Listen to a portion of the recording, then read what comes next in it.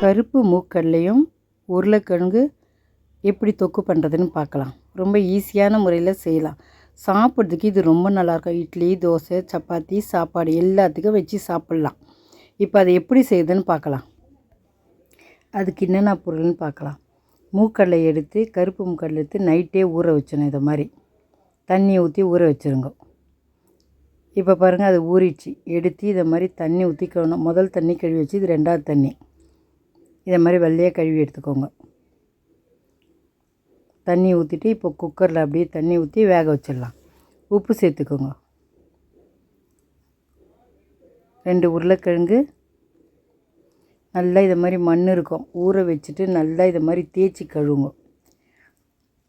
ஒரு 2 செகண்ட் ஊற வச்சுட்டு அதை நல்லா கழுவிட்டு இதை மாதிரி 2ஆக கட் பண்ணி அந்த குக்கரில் போட்டுருங்க. மூக்கடலையில் போட்டுட்டு இப்போ வேக வச்சிடலாம். 4 விசில் விட்டிங்கன்னா வெந்துடும். மூக்கடலையே வெந்துடும், உருளைக்கிழங்கும் வெந்துடும். அவ்வளோதான், 4 விசிலில் இறக்கிடலாம். அது அப்படியே ஓரமாக இருக்கட்டும். இப்போ அதுக்கு வெங்காயம், தக்காளி, பச்சை மிளகாய் எல்லாத்தையும் இதை மாதிரி கழுவிக்கோங்க. அரிஞ்சு போட்டு தோலெல்லாம் உரிச்சிருங்க. உரிச்சிட்டு இதை மாதிரி கழுவி எடுத்துக்கோங்க. பொடிசாக வெங்காயம் கட் பண்ணிக்கோ, தக்காளி பொடிசாக கட் பண்ணிக்கோ, இஞ்சி நெசுக்கி வச்சுங்க, பூண்டையும் நெசுக்கி வச்சுங்க, கறிவேப்பிலை. இப்போ மிளகாய்த்தூள், மஞ்சாத்தூள், கடுகு தாளிக்கிறதுக்கு. இப்போ ஒரு கடாய் வச்சுட்டு காஞ்ச உடனே எண்ணெய் ஊற்றிடுங்க. எண்ணெய் ஊற்றிட்டு எண்ணெய் காஞ்சிச்சு. இப்போ கடுகு சேர்த்துருங்க.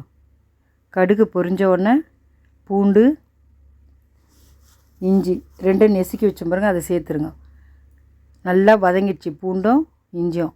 இப்போ வெங்காயம் சேர்த்துட்டு நல்லா வதக்குங்க. இதை பாருங்க, இஞ்சி பூண்டு நல்லா வதங்கிடுச்சு.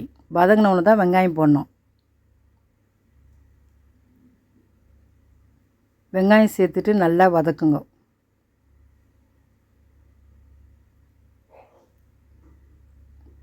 பச்சை மிளகாய், கறிவேப்பிலை எல்லாத்தையும் சேர்த்து நல்லா வதக்குங்க. இப்போ வெங்காயம் இதுக்கு நல்லா வதங்கணும்.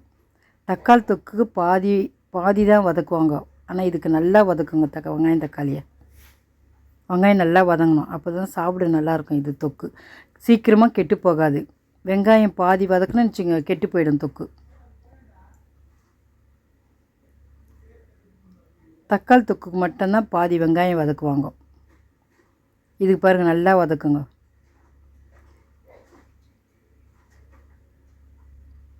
வதங்கவே இல்லை பாருங்கள்.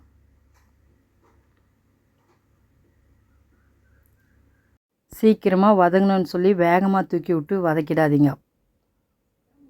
கொஞ்சம் சிம்மில் வைங்க, கொஞ்சம் மீடியம், இதை மாதிரி மாற்றி மாற்றி வைங்க. வேகமாக மட்டும் வச்சிடாதீங்க, ஐயில் வைக்காதீங்க.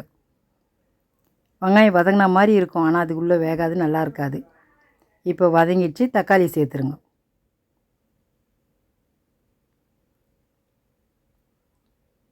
பாருங்க, தக்காளியே இதே மாதிரி வதக்கினே இருங்க. தக்காளியே நல்லா வதங்கணும்.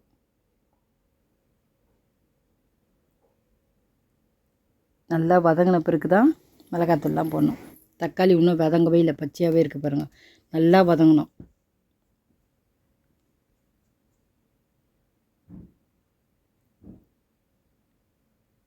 தக்காளி வதங்கலை, அதனால் தட்டு போட்டு மூட்டை சீக்கிரம் வதங்கிடும். தட்டு போட்டு மூடிட்டு இங்கே பாருங்கள், வதங்கிடுச்சு பாருங்கள்.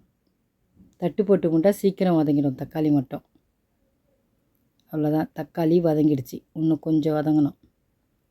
அவ்வளோதான், தக்காளி வதங்கிடுச்சு பாருங்கள். இதை மாதிரி வதங்கணும் வெங்காயம் தக்காளி. இது பாருங்கள், அடி பிடிக்கிற மாதிரி இருக்கும். அதை சுரண்டி வதங்கினா தான் நல்லாயிருக்கும், இல்லைன்னா அடி பிடிச்சிரும். இது மாதிரி நல்லா வதக்குங்க.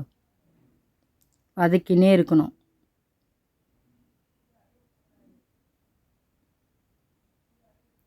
அவ்வளோதான், வதங்கிடுச்சு. இது போதும். இப்போது மஞ்சாத்தூள், மிளகாய்த்தூள், உப்பு, அவ்வளோதான். இப்போ எல்லாத்தையும் இதை அப்படியே கலரி விடுங்க. அந்த வெங்காயம் தக்காளியே கொஞ்சம் நேரம் அப்படியே கலக்கி விடுங்க. இப்போ உருளைக்கிழங்கு கடலையும் வெந்துடுச்சு. இப்போ நம்ம தண்ணி சேர்க்கணும். அதனால் கடலை தண்ணி இருந்து பாருங்கள், அதை எடுத்து சேர்த்துருங்க. இது நல்லா கொதித்து வரணும். அந்த மிளகாத்தூள் வாசனைலாம் போன பிறகு தான் நம்ம உருளைக்கிழங்கு சேர்க்கணும். பாருங்கள், இது மாதிரி கலக்கிட்டு ஒரு தட்டு போட்டு மூடிடுங்க. நல்லா கொதிக்கட்டும். பாருங்கள் எப்படி கொதிக்குது பார்த்தீங்களா? கொதிச்சிருச்சு. இது மாதிரி கொதிக்கணும்.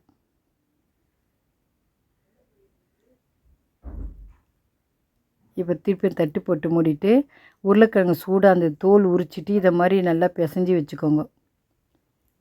இதை மாதிரி வச்சுக்கோங்க. துண்டு துண்டாக கட் பண்ணி போட வேணாம். இதை மாதிரி நல்லா பிசைஞ்சு வச்சுக்கிட்டு பாருங்க, இதுவும் நல்லா கொதித்து நல்லா சுண்டி வந்துருச்சு. முதல்ல தண்ணியாக இருந்ததா இப்போ பாருங்கள் திக்காகிடுச்சு. இதை மாதிரி ஆனவுடனே நம்ம உருளைக்கிழங்கு எடுத்து சேர்த்துடலாம். அந்த கடலை கூட வெந்ததுனால அந்த உருளைக்கிழங்கு அது மாதிரி இருக்குது, வேறு ஒன்றும் இல்லை. ஏன் வெள்ளையாக இல்லைன்னு யோசிக்காதீங்க. இதை பாருங்கள், இப்போ இந்த கடலையை எடுத்து அதில் கொட்டிடலாம். தனியாக உருளைக்கிழங்கு வேக வச்சா வெள்ளையாக இருக்கும், கடலை கூட சேர்ந்து வேக வச்சா இது மாதிரி தான் கலராக இருக்கும். எல்லாத்தையும் இது மாதிரி கலக்கி விட்ருங்க. இது கொஞ்சம் எல்லாம் சேர்ந்து காரெல்லாம் சேர்ந்து நல்லா சுண்ண பிறகு இறக்கிடலாம். தட்டு போட்டு மூடிட்டு இப்போ பாருங்கள் திருப்பி ஒரு வாட்டி கலரி விடலாம். தட்டை திறந்துட்டு கலரி விட்ருவோம். இது சாப்பிட்றதுக்கு அவ்வளோ நல்லாயிருக்கும். நமக்கு தோசை, சப்பாத்தி, இட்லி, சாப்பாட்டுக்கு, இது சாம்பார் சாதத்துக்கு சாப்பிட்டு பாருங்கள், அவ்வளோ சூப்பராக இருக்கும். தயிர் சாதத்துக்கும் அவ்வளோ நல்லாயிருக்கும். இது முக்கால்வாசி நான் தயிர் சாதத்துக்கு தான் இதை செய்வேன்.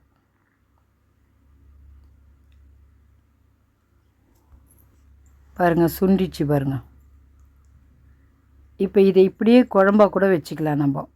ஆனால் எனக்கு குழம்பு வேணாம். இப்போ நான் இதை நல்லா தொக்கு பண்ணணும். அதனால் இன்னும் கொஞ்சம் நேரம் விட்டு இதை பாருங்கள் தொக்காயிடுச்சு. தொக்காயிடுச்சு. இப்போ நான் சாப்பாட்டுக்கு வச்சுன்னு சாப்பிட்றதுக்காக இது மாதிரி தொக்கு பண்ணுறேன். ரெடி ஆயிடுச்சு. இப்போ இறக்கிடலாம். சாப்பிட்டு பார்த்துட்டு எப்படி இருக்குதுன்னு சொல்லுங்கள். நீங்களும் இதே மாதிரி செஞ்சு பாருங்கள். எல்லாம் வீட்டில் இருக்க பொருள் தான், நம்ம போய் கடையில் வாங்கணுன்னு அவசியம் கிடையாது. எல்லாமே வீட்டில் இருக்குது. மூக்கடலை மட்டும் நைட்டே ஊற வச்சுருங்க, அப்போ தான் செய்ய முடியும் இதை ஈஸியாக. காலையில் எழுந்தோன்னே டக்குன்னு இதை செஞ்சு தயிர் வச்சு சாப்பாடு கட்டி கொடுத்துடலாம். ரொம்ப ஈஸி. இதை நீங்கள் ஒரு தடவை செஞ்சு சாப்பிட்டு பாருங்களேன், அதோடு செய்துகிட்டே இருப்பீங்க, விடவே மாட்டீங்க. இப்போ நம்ம காலையில் செஞ்சோம்னா நைட்டு தோசைக்கே வச்சுக்கலாம். இதை அப்படியே ரொம்ப நல்லாயிருக்கும், கெட்டுலாம் போகாது. ஒரு முறை செஞ்சு பாருங்கள். லைக் பண்ணுங்கள், ஷேர் பண்ணுங்கள், மறக்காமல் நம்ம சேனலுக்கு சப்ஸ்கிரைப் பண்ணுங்கள். தேங்க்ஸ் ஃபார் வாட்சிங்.